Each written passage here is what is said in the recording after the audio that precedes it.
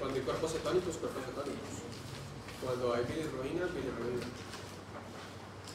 ¿Qué más?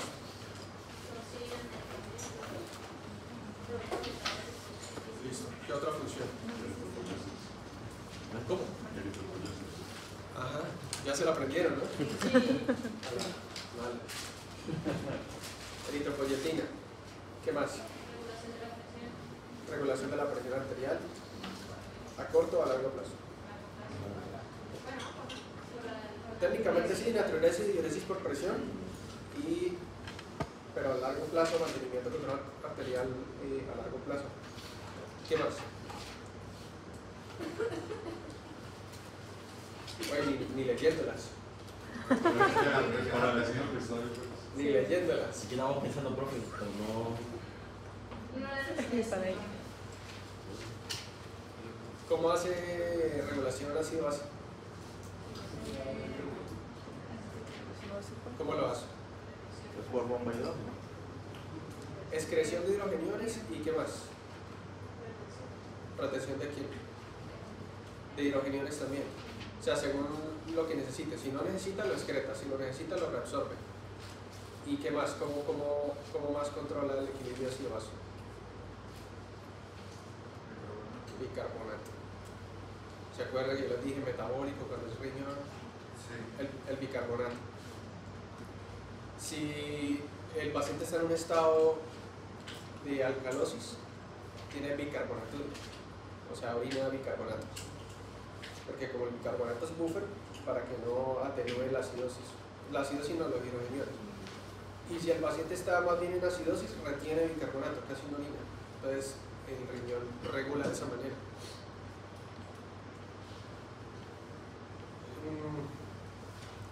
Gluconeogénesis sí, pero muy poquito, no mucho, no tanto como el hígado. ¿Cómo?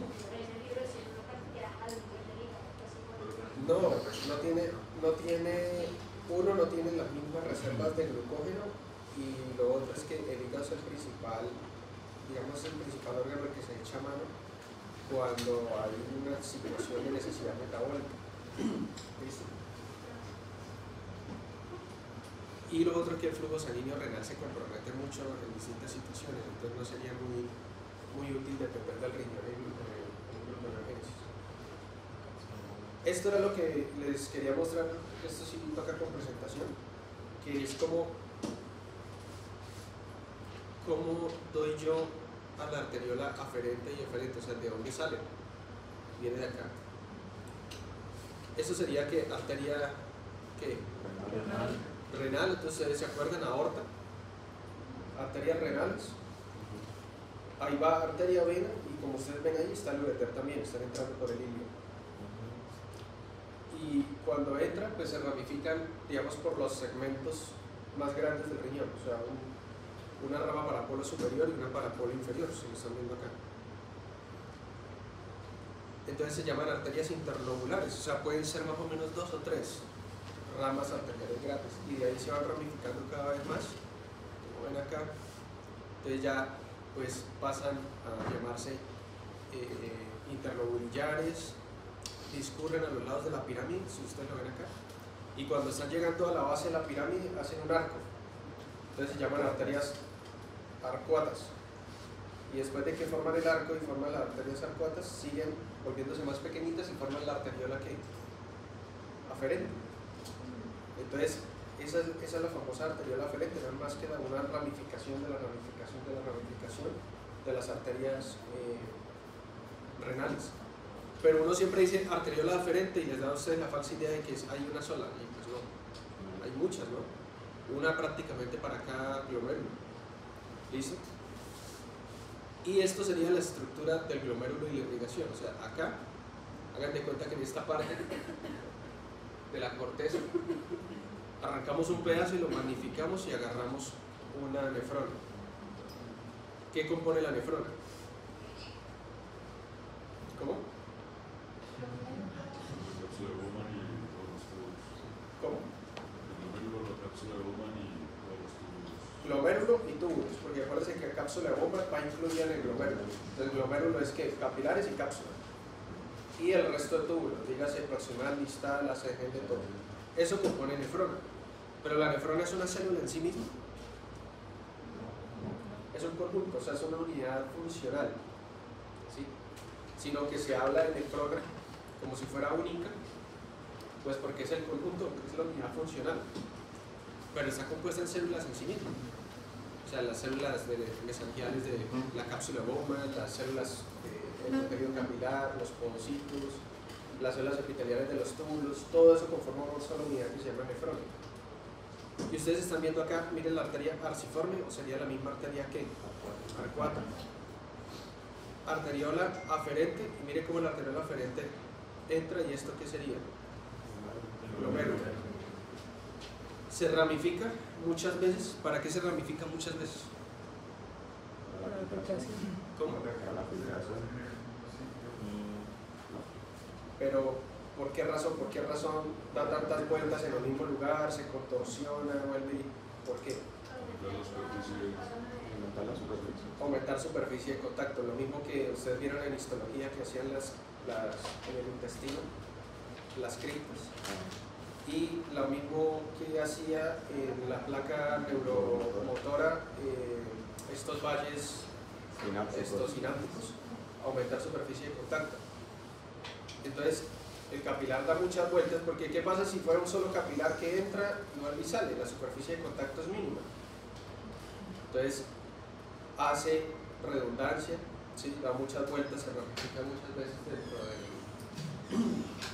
dentro del glomérulo y termina saliendo nuevamente, casi que al ladito por donde entró. ¿Y cómo se llama esto?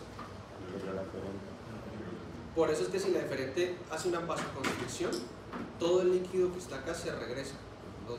Más que regresarse, tiende a tener dificultad para salir, y eso se utiliza para mantener acá la presión hidrostática, para poder miccionar, ¿no? Digamos, para poder filtrar líquido, ¿sí? Y mantener la diuresis en concentraciones de baja presión. Si ustedes ven acá, la arteriola eferente como que se sigue ramificando, ¿cierto? Y se viene para esta zona y discurre digamos, a lo largo de los túbulos, al igual que lo hace la vena. Esto cumple dos funciones: cumple funciones de nutrición en la parte capilar, porque estas células se tienen que nutrir, ¿sí? Y cumple funciones cuando ya están en la parte capilar, o sea, se están ramificando a nivel de capilar, tienen funciones de reabsorción. Entonces son estas estructuras las que cuando, por ejemplo, si yo necesito en el asa de Henle absorber más agua, pues se reabsorbe más agua. O sea, todo lo que está dentro de esto es plasma que se va a convertir en orina. Si yo necesito, por ejemplo, reabsorber más líquido, este líquido sale dentro de este túbulo y sale acá al intersticio. Acá sería tejido conectivo entre las nefronas. Y ese líquido que pasa al intersticio es absorbido pues por esta parte capilar, por donde hay baja presión. O sea, básicamente lo mismo que veíamos ahorita con leyes de Starling y todo eso, donde hay baja presión, se reabsorbe ese líquido, se reabsorbe sodio, se reabsorbe cualquier cantidad de sustancias que yo necesite según el gradiente de concentración. ¿Listo? Y eso lo mismo pasa en cualquier túbulo. Por ejemplo, acá el túbulo colector. El túbulo colector es permeable o impermeable al agua. ¿No han llegado ahí todavía?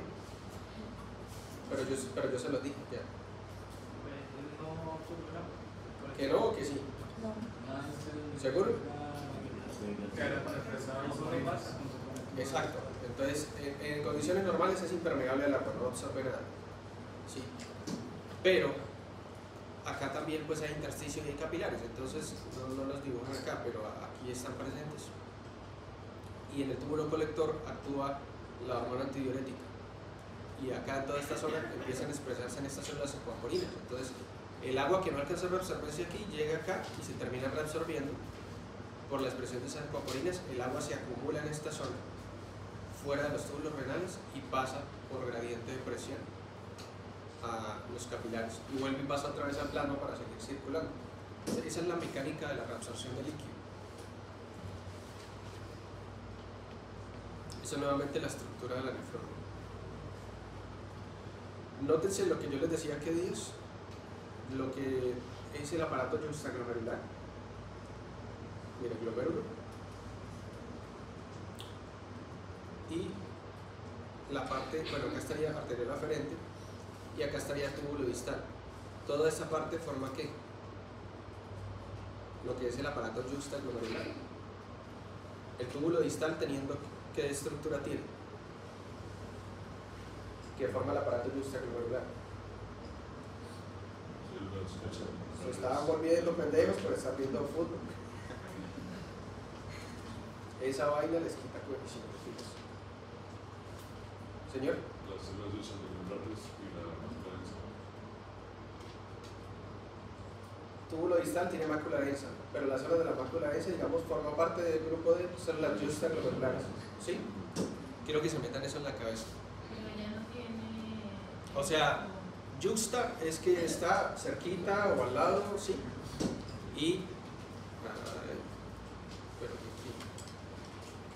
Entonces, el túbulo distal tiene las células de la mácula densa y las células mecanorreceptoras que hemos hablado, ambas forman aparato que juxtaglomerular, ¿sí? Quiero que se guarden eso en la cabeza. Una siendo mecanorreceptoras y las otras siendo ¿qué? Quimioreceptoras. Listo. ¿Y quimio porque detectan qué? ¿Dióxido de carbono? No, Sodio. Realmente algunos libros dicen que también cloro, pero bueno. Y ustedes están viendo acá una línea punteada. ¿Qué significa eso? Que por ahí entra el sinónimo y corta. La división de corteza y médula de... La diferencia entre corteza y médula. ¿Por qué creen que les hacen esa diferenciación? porque empiezan las pirámides. Porque es importante, digamos, saber qué estructuras están hacia corteza y qué estructuras están hacia médula. Casi siempre el glomérulo y túbulo proximal tienden a estar en corteza. Pero si ustedes leyeron por ahí, hay una parte que dice que hay diferentes tipos de nefrones. Unas que son más corticales y como un 15 o 10 o 20% incluso que son más medulares. ¿Sí? Entonces técnicamente las que son más medulares sí tendrían todas las estructuras en médula. ¿Por qué creen que les hago énfasis en qué está en corteza y qué está en médula? Señora, ¿cómo qué? Sí, cuando hay patologías. ¿Qué está mejor irrigado? Corteza. Corteza. ¿Por qué? Porque es que ahí es donde se está dando la filtración, por lo tanto es donde están llegando la gran mayoría de arteriolas aferentes. Entonces es donde, digamos, hay mayor irrigación y eso se ve en la ecografía.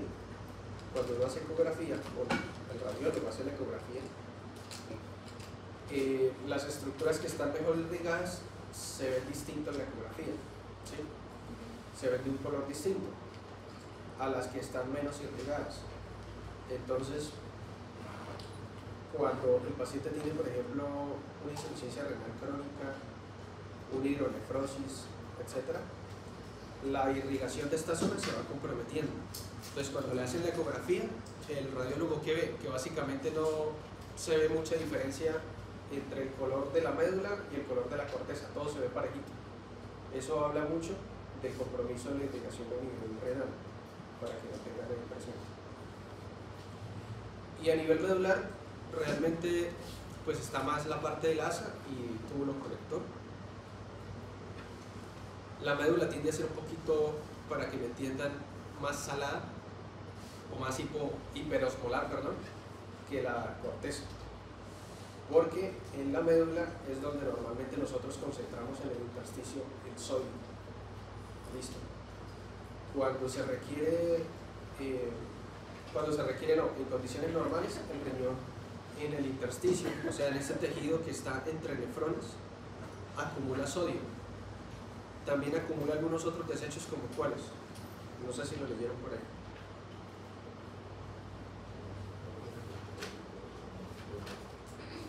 El riñón reabsorbe desechos, ¿sí sabía? Como la urea, por ejemplo. El riñón tiene canales para reabsorber urea.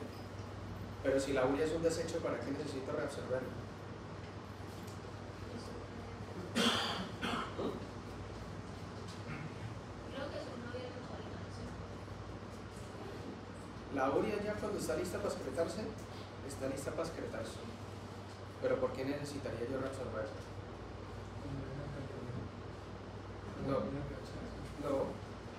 En condiciones normalitas yo puedo reabsorber urea sin estar patológico. ¿Pero para qué?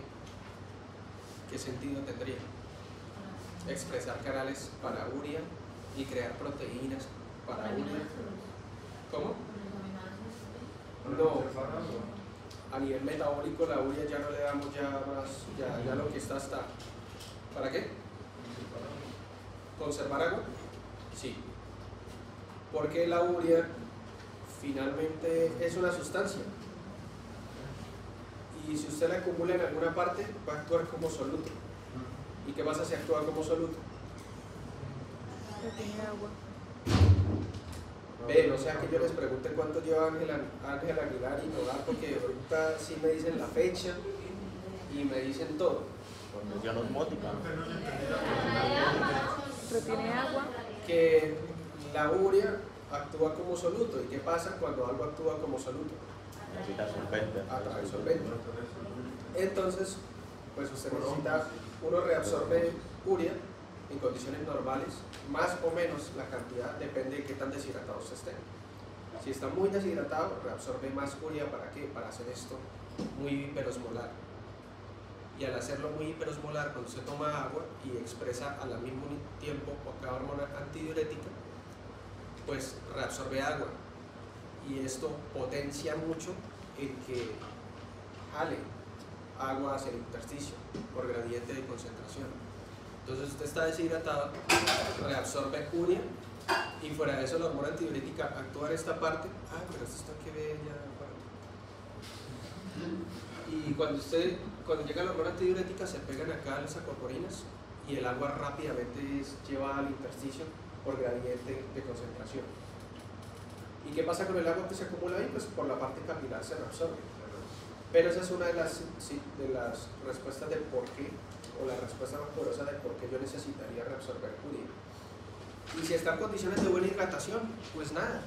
Sencillamente acá no se expresa hormona antidiurética, disminuye la expresión de receptores para urea, de canales para urea, la urea se reabsorbe menos y por el mismo gradiente de presión de todo el líquido que usted ha consumido, no alcanza a reabsorberse prácticamente ni agua ni urea. ¿Y no funciona la diurética? Señor, La diurética no haría nada. la antidiurética, cuando... La diurética. ¿Cómo así? O sea, ¿no se activaría un mecanismo para orinar más? Cuando he tomado bastante líquido o cuando no. Cuando he tomado bastante líquido, la sola presión del líquido en el sistema tubular impulsa la excreción, el aumento de la excreción, o sea, la diuresis por presión. Ese es el mecanismo, es el mecanismo más poderoso que tenemos, porque es que no tenemos una hormona como tal en el sistema que nos haga orinar, si se han dado cuenta. Por eso es que nosotros usamos diuréticos. La única que podríamos hablar sería ¿cuál? Que nos pone a orinar. Hormona natural. El péptido natriurético. ¿Sí? Entre algunos otros péptidos cerebrales que se descubrieron que pueden hacer que uno orine. Pero no, como se dieron cuenta, no son tan, pues digamos, tan potentes y se activan más de manera patológica. O sea, en situaciones patológicas. Pero en situaciones fisiológicas ustedes se han dado cuenta que no hay una sustancia hasta el momento que nos hayan dicho que esta sustancia nos hace orinar más, o si la han visto. Entonces por eso es que nosotros le ayudamos al paciente con ¿qué? Con diurético. Y el diurético básicamente, ¿cuál es la acción del diurético? Bloquear cosas. Entonces si yo tengo un receptor que absorba, un ejemplo, glucosa y sodio, pues lo bloqueo y no reabsorbe ni glucosa ni sodio. Y la glucosa y el sodio actuarían como soluto en los túbulos y jalarían ¿qué? Agua. Y entonces orinaría más. Y el paciente va a orinar más o menos dependiendo del poder del diurético. Los diuréticos más poderosos son los diuréticos de ácido. O sea, como por ejemplo la furosemida.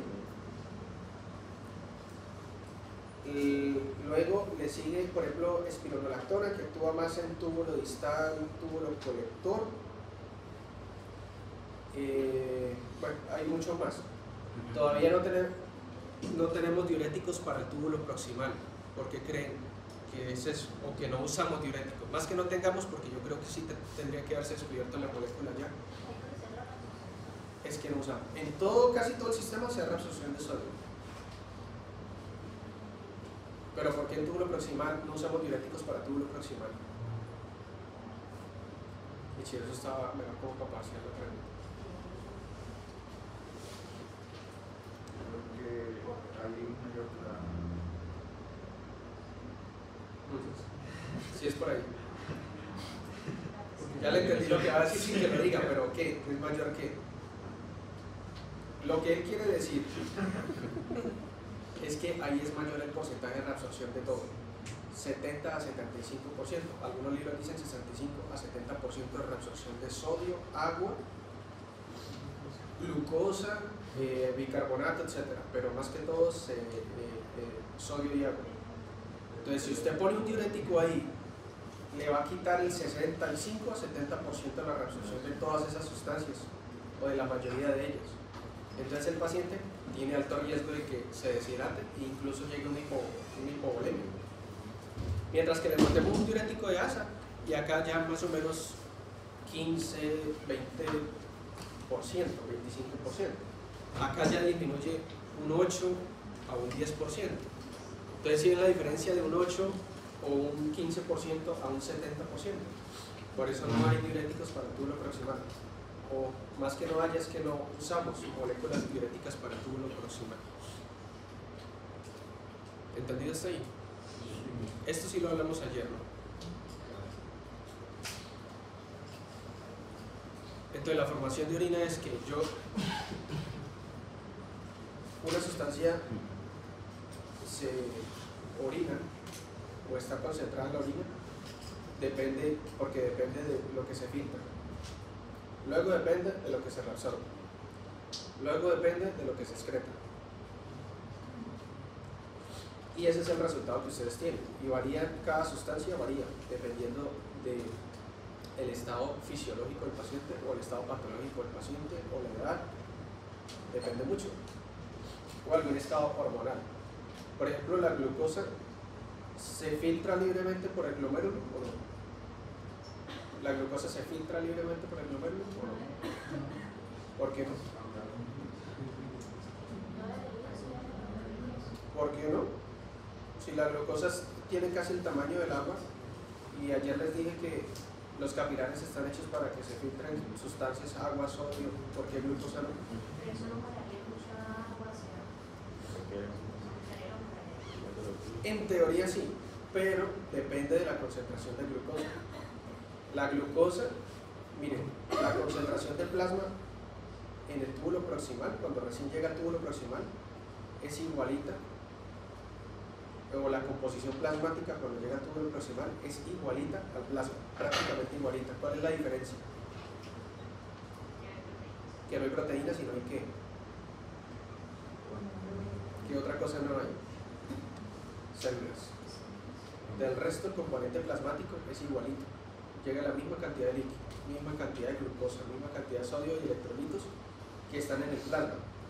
O sea, así como llega el plasma al glomérulo, así mismo se filtra y así mismo llega al túbulo proximal. Pero en el túbulo proximal ya comienza a cambiar. ¿Y ahí qué sucede? Se reabsorbe.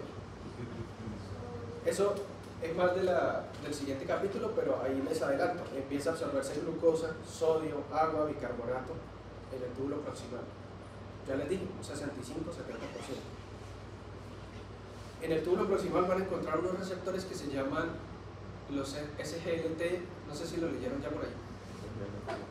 SGLT, bueno, creo que los que van a hablar de insuficiencia cardíaca, de pronto van a ver por ahí en la guía que hablan de esas moléculas, los inhibidores del SGLT2.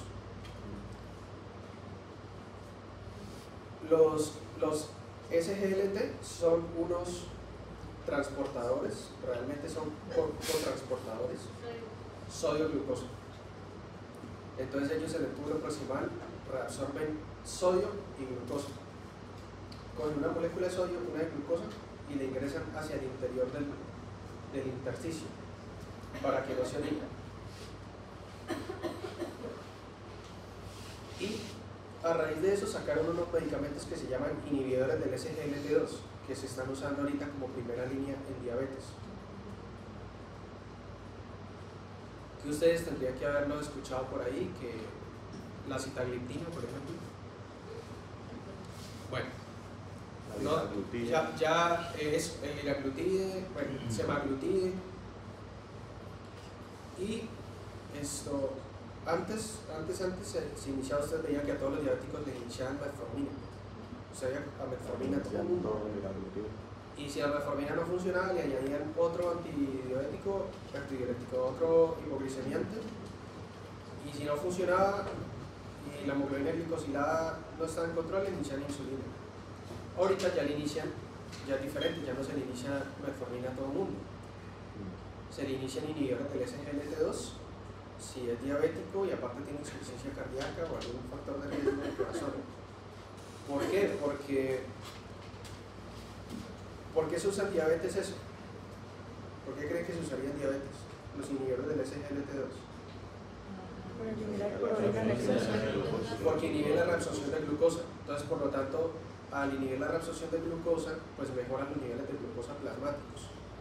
Y tiene efectos beneficiosos a nivel cardiovascular porque como tiene efectos sobre la bulimia, al disminuir la glucosa, jala un poquito de líquido, orina un poquito más, disminuye la bulimia y en pacientes que tienen insuficiencia cardíaca les alivia un poquito.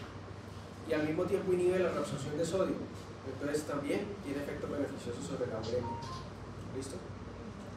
Entonces, eso se utiliza en diabetes y en pacientes con insuficiencia cardíaca se usan los inhibidores del SGLT2.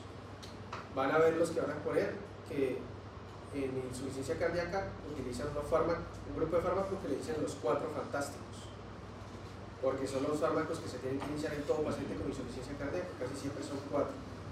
Y entre esos están los inhibidores del SGLT2. Están beta bloqueadores, porque mejora un poco la parte de oxigenación a nivel miocárdico en pacientes que tienen insuficiencia cardíaca. Inhibidores de la neprilicina, que yo les dije que la buscaran, que imagino no lo han hecho. Y el otro son, ¿cuál era el otro? Diuréticos.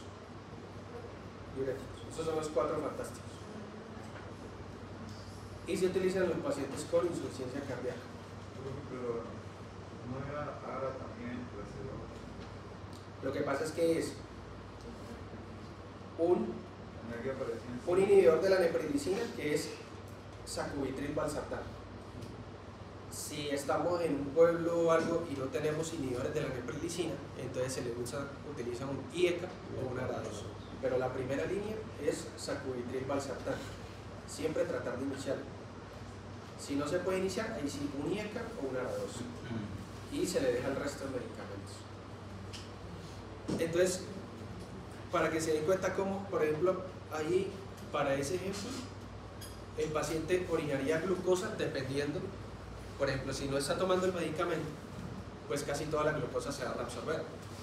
Pero si está tomando el medicamento, pues orina más glucosa. Ahora, si el paciente está con diabetes, ¿Cómo así lo ¿de qué paciente? si el paciente está tomando el medicamento que es el inhibidor del SGLT2, va a orinar más glucosa. Si no lo está tomando, pues no va a orinar tanta glucosa, orina menos. Pero les digo, depende del estado del paciente, fisiológico, si está tomando algún medicamento, del estado de hidratación. ¿Y de qué depende eso? Pues qué tanta sustancia se filtra, qué tanta se reabsorbe y qué tanta se excreta. Hay sustancias que fuera de que de pronto no se pueden reabsorber no se reabsorben mucho, fuera de eso se excretan. Por ejemplo, un paciente que esté en acidosis disminuye la reabsorción de hidrógeno y fuera de eso excreta hidrógeno. Entonces, si ustedes ven ahí en el paso 2, la flechita que va hacia adentro del capilar, disminuiría la reabsorción de hidrógeno. ¿Por qué? Porque está acidótico, no necesitamos más hidrógeno, bajaría mucho el pH. Y la flechita 3 que va hacia afuera es lo que se excreta desde el plasma directamente a túbulos. Entonces se excretaría también hidrógeno. Y el paso 4 sería excreción urinaria. Entonces el paciente que orinaría más concentraciones de hidrógeno. Por eso les digo que depende del estado del paciente. Si es un paciente diabético y está en un estado de diabetes insípida, ¿qué va a tener? Glucosuria.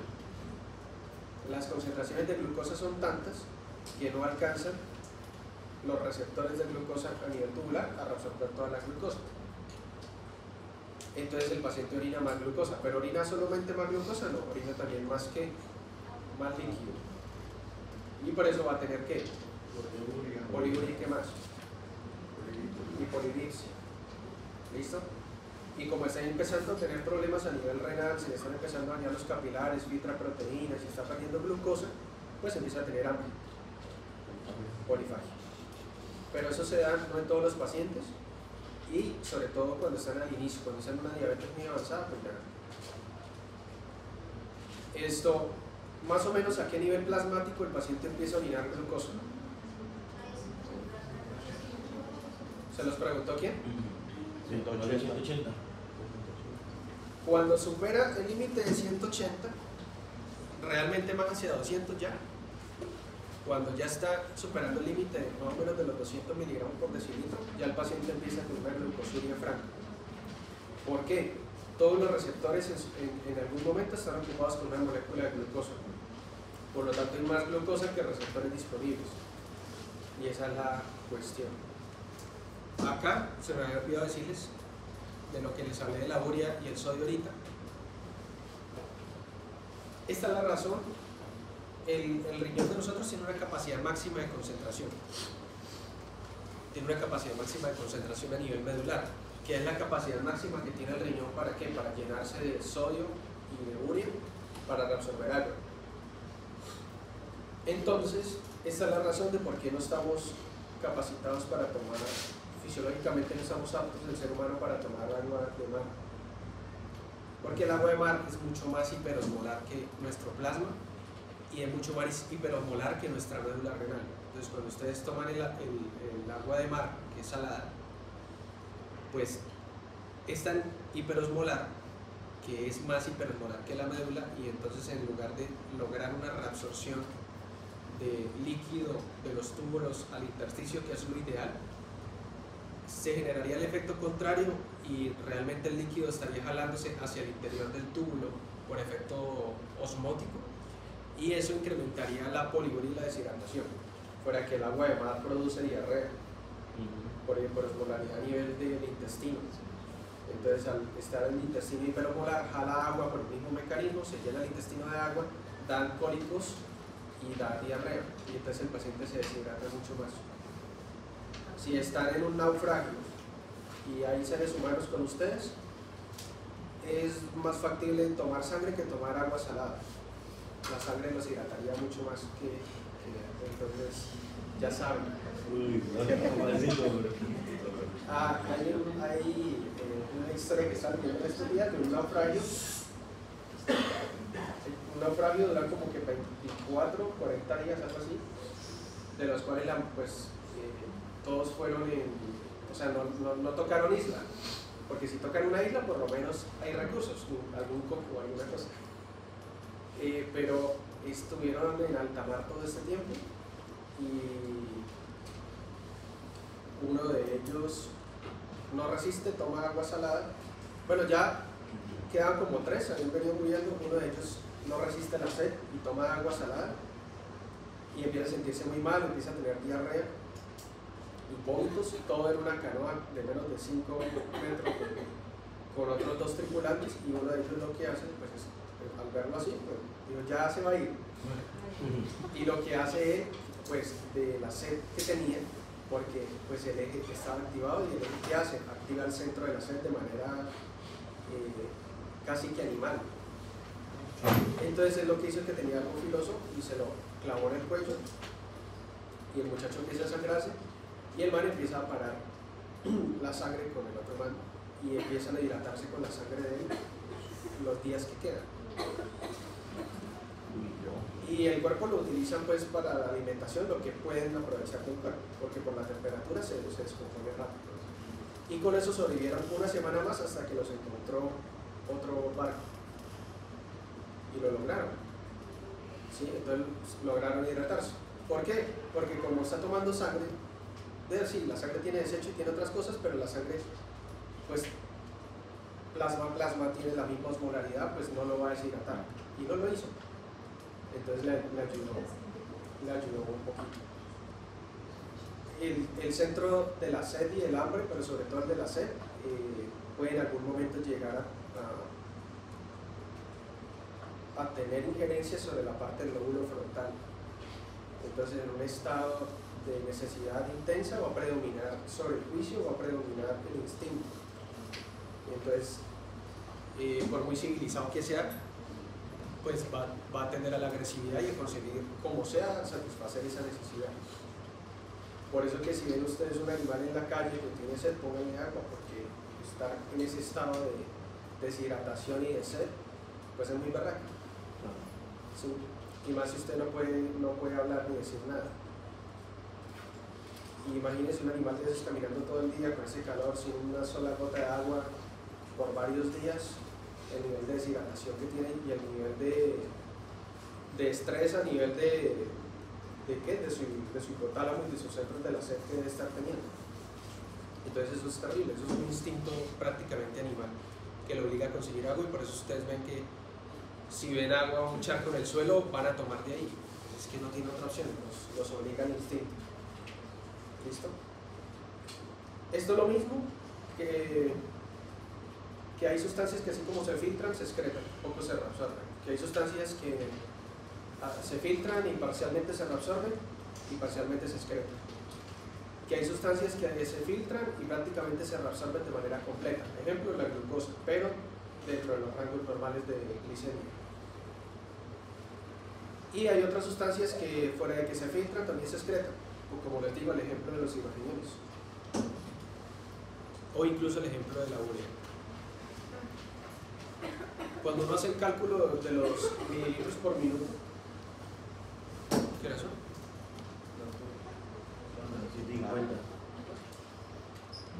Listo, en 15 minutos iniciamos la exposición.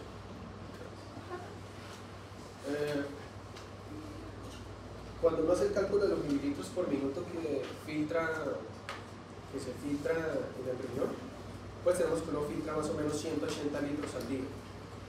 ¿Y de dónde salen los 180 litros? De los mismos 5 litros de plasma que tenemos, de sangre, perdón, dando vueltas y vueltas y vueltas a nivel renal. Por eso se dice que la orina es un ultrafiltrado de plasma. ¿Listo?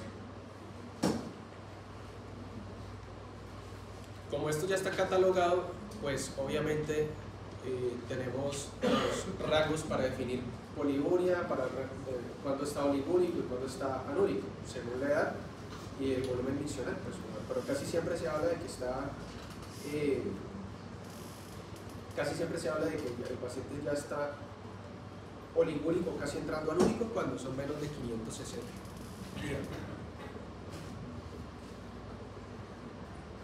Esto era lo que les mostraba ayer, la estructura del glomérulo.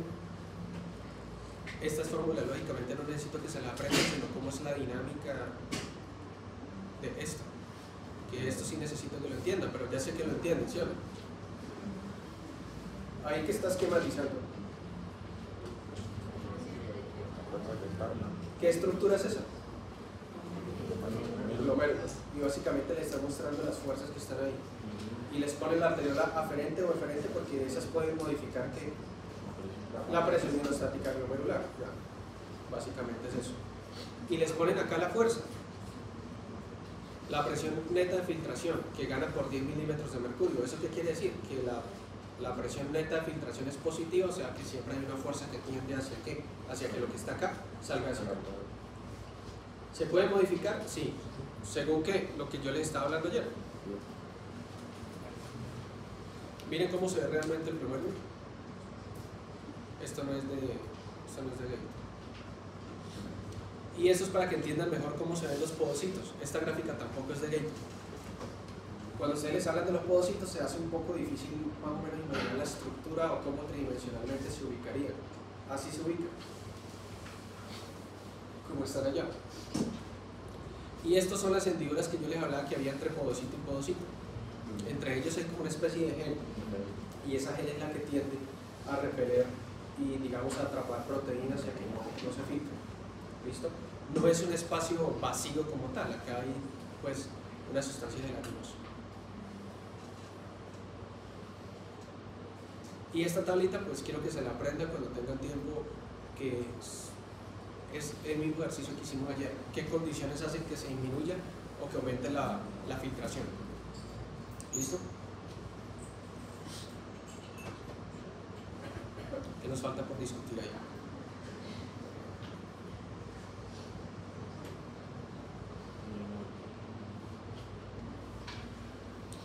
Esto pues es eje renina-angiotensina, ¿no? No vamos nuevamente a hablar de ello. Esa es la parte primera de formación de orina. Van a hacerle este fin de semana que es largo. La parte 2, formación de orina por los riñones. Ahí van a ver la parte tubular. ¿Qué capítulo es? Si este era el 26, creo que es el 27. Así se llama, formación de orina por los riñones 2, la venganza.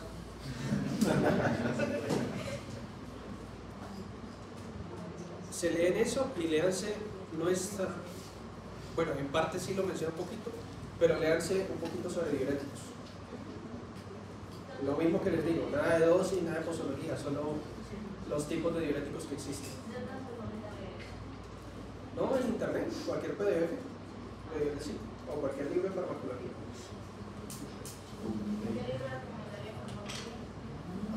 Hay unos que llama farmacología de los paisas, le decíamos así, pero no me acuerdo el título. Los paisas, porque era uno de Medellín. Era muy bueno.